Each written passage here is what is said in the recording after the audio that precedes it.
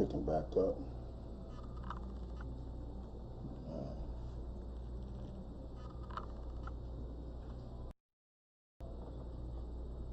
There we go. Bear with me 1 sec as I handle some business, with the sign-in sheets.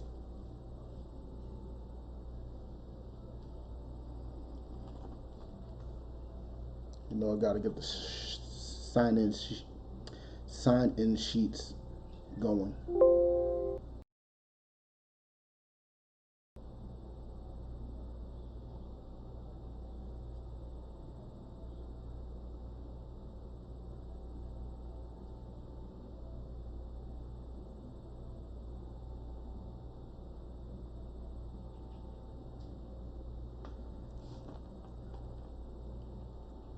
Get the share on too.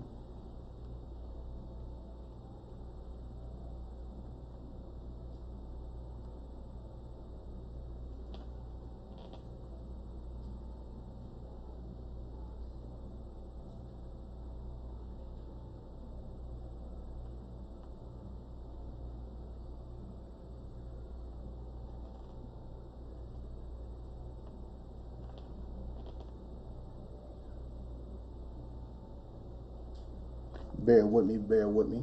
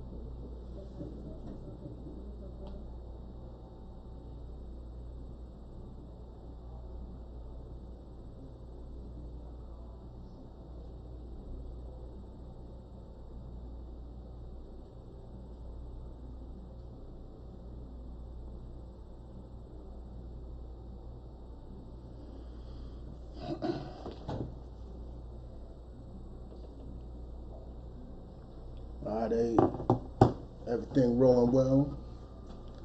Shalom, Yahweh Hashem, Yahweh Shah Barak to all my brothers, Yahweh Shema Ilathah Hashem, Yahweh Shah to all my sisters. This is the ISUPK out of 1 West 125th Street, Harlem, New York, under Commander General Yohana, and today is the Boston Law class. And what I do as priest and officer of 500 Rakar Ariyah is bring the understanding of the law, as it was meant to be. And as it was meant to be, and what it's used for is to correct each other, to love each other, to show each other how to walk in righteousness as the Most High wanted us to.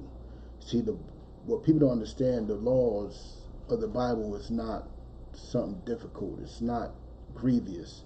The laws of the Bible is actually very simple. It all boils down to loving each other. You know what I'm saying? As long as we love each other the way the Most High dictates for us to love each other, things will go a lot smoother for us. You know what I'm saying? So, I'm going to open up the class to any questions. If you have any questions, type them on in. You know what I'm saying? Any questions, type them on in.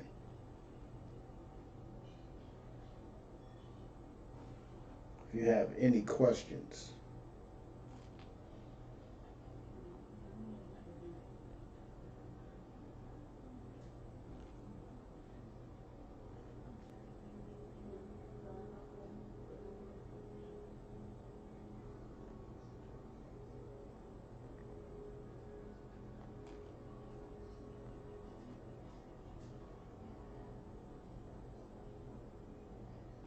Any questions, just type them on in.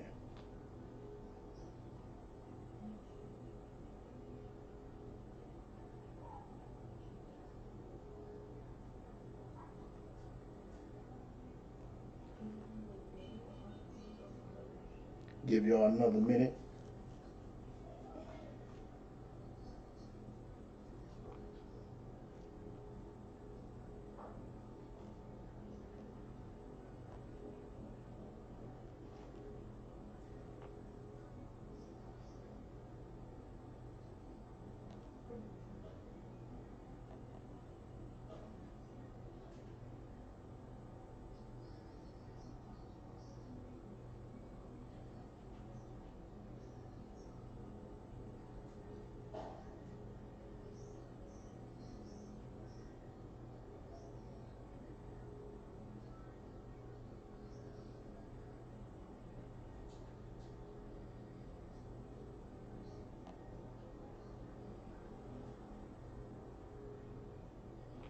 Alright, no questions?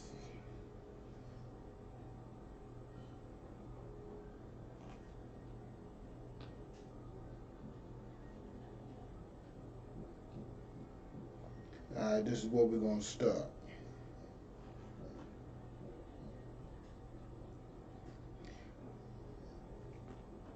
We're going to start with Leviticus 18 and 22.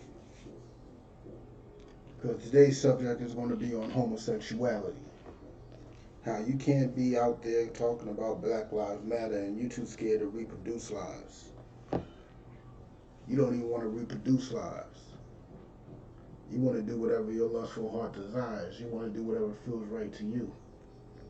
Instead of upholding the laws of the Lord, and doing what you're supposed to do. You want to do what you want, what feels good. You know what I'm saying? Instead of doing what actually is beneficial. See, that lifestyle of the LGBT is not beneficial. It's not productive. It's very stagnant. You know what I'm saying? A man with a man and a woman with a woman is not productive. Then you got the confusion of adding gender to it, then adding, you know what I'm saying? It's just confusing. You know what I'm saying? It's just confusion. I read a story not too long ago of how a transgender male considers himself a lesbian. You see the confusion? If you wanted to be with women, you could have just been with women. You went through the whole situation of getting things chopped off and all types of hormone pills and all types of other madness, and you could have just skipped all that. It's nothing but confusion. You know what I'm saying? It's nothing but confusion. But let's get with it. If you there, read along and follow with me. Alright? Leviticus chapter 18 verse 22. Thou shalt not lie with mankind as with womankind. You should not lie with mankind as you do with womankind. What does that mean? That means what a man does with a woman when they lying together, you should not do with a mankind. A man should not be lying with another man the same way he lies with his woman. Whatever that man and that woman do in bed, that's what they do. But whatever they do in bed, he should not be doing with his homeboys. He should not be doing it with his homies. Like they do in Atlanta. Atlanta got a big down low population. Huge. It's almost a culture. Where men will marry women and behind their backs they're sleeping with other men. That is a Roman, Greco-Roman type of mind state. That's what the Greco-Roman did. That's that mind state that promoted forced monogamy. That's what that mind state is. You know what I'm saying? It's nothing but confusion. And within doing that, you're bringing problems back to that woman that you so-called love for the rest of your life. That's why Atlanta's AIDS and HIV population is so high. You know what I'm saying? Because they doing all types of manner of evil. They doing all types of manner of evil over there. You know what I'm saying? But let's continue. Thou shalt not lie with mankind as with womankind. It is an abomination. What does it mean to be an abomination? That means it is absolutely something that is vile and disgusting. It is gross. It is atrocious. It's every foul word you can think of. That's what an abomination is. You know what I'm saying? It's something that should not be. You know what I'm saying? But let's drop that. Let's go a couple of chapters over to get a little further understanding on this. It reiterates the same sentiment, though. It says the same exact thing. We're going to go to Leviticus 20 and 13. I'm going to give y'all a couple of seconds to catch up. It's only a couple of chapters over.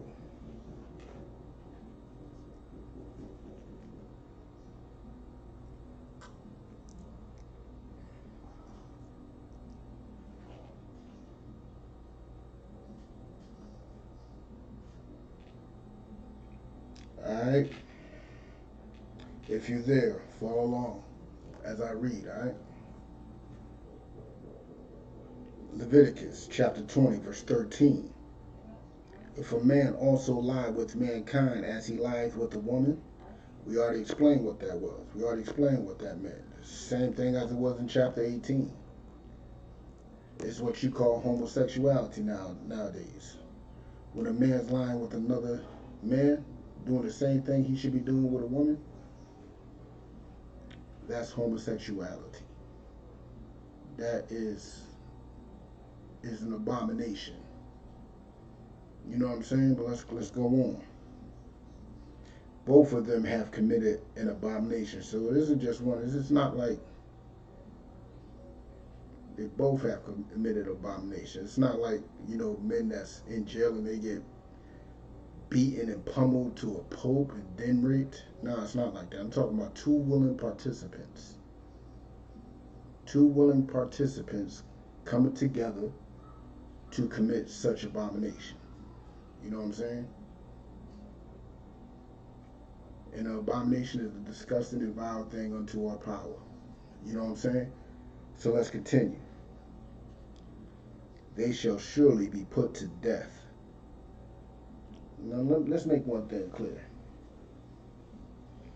Them being put to death is not of our power. That is strictly of the Lord's power. That is of the Lord, not of us. You know what I'm saying? Let me explain. It is the Lord who will be seeking out that type of thing. We cannot be going out there bopping them all across the head.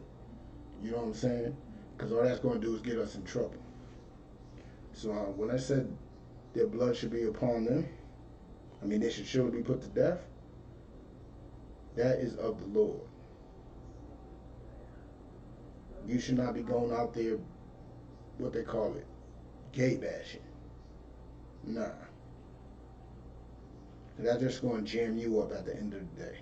You know what I'm saying? That's just going to jam you up. But let's get with it a little more. They shall surely be put to death. Surely. It's a guaranteed thing. That's why AIDS and HIV is physical. Because homosexuality is rampant in San Francisco. You know what I'm saying? And don't get me wrong. That might not be the way the Most High would take that person out. I mean, I seen a video today where two lesbians were fighting and it got bloody. It got bloody. I'm talking about very violent. You know what I'm saying? And not just that, you could be walking down the street getting hit by a truck, bang. Or for any sin that you do. The way the Lord takes you out is the way the Lord takes you out. You could be coming from your little gay party, coming from your little gay parade, waving your flag or whatever protest and march you were doing. You could be coming home from it and boom, hit by a truck. You know what I'm saying? The way the Lord pays you back for your sin is all truly on Him. It's truly on Him. You know what I'm saying? But let's continue. They shall surely be put to death. It's a guaranteed thing. Their blood should be upon them. That means it's nobody's fault but their own. It's nobody's fault but their own. However they go out, that's how they go out, and it's purely their fault. Because everybody know that it's wrong. Everybody know that it's disgusting, it's non-productive, it's fruitless. Everybody knows that. It's nothing new. Everybody knows that it's fruitless. So why do it? Why be a part of it? You know what I'm saying? Let me explain to you why. Let me show you why. It's their own lusts and desires. That's why they do it. That's why they do it. So they out there marching and protesting about trans lives matter, you know, LGBTQ lives matter, blah blah yakety schmackety. But at the end of the day, that's nobody's fault but their own. You don't blame the man that's smoking all types of weed and cigarettes. Do you blame anybody? Do you blame God for that? Do you blame the doctors why he got cancer? Who do you blame for that smoker that catches cancer? Emphysema, bronchitis, whatever other diseases that are out there from. Who blames them but them? You know what I'm saying? You out there charming a snake, and when you get bit by the snake, who's to blame but you? That's why your blood is on your hands. So when they're out there talking about trans lives matter too, they want to compete with Black Lives Matter when the truth is Black lives is ran by the LGBT. The women that started it, all of them, all the women that started it are lesbians. Every last one of them. Everything in their little what they call it, their agenda, all the points of their agenda is about supporting femininity. I mean the feminist movement, not femininity, because it's not feminine at all. The feminist movement and to support LGBT. In their agenda has nothing for the black man. They just use the black man and the death of the black man so they could voice their rage. And while they're voicing their so-called rage, then another argument comes up about the LGBT. Now they do what they always like to do, which was compare the LGBT movement to the civil rights movement. Now they opening up topics of discussion, which opens up compassion and sympathy for their pain, for what they went through. When the Lord says what they went through is on their hands. What the people of civil rights went through is of our enemies' hands. You know what I'm saying? Their blood is on them. The blood of people that march for civil rights, their blood's not on them. Their blood's on our enemies. You see the difference? And these ain't my words. These are words of the Lord. You can read Leviticus 20 and 13 yourself. You see it. It says their blood shall be upon them.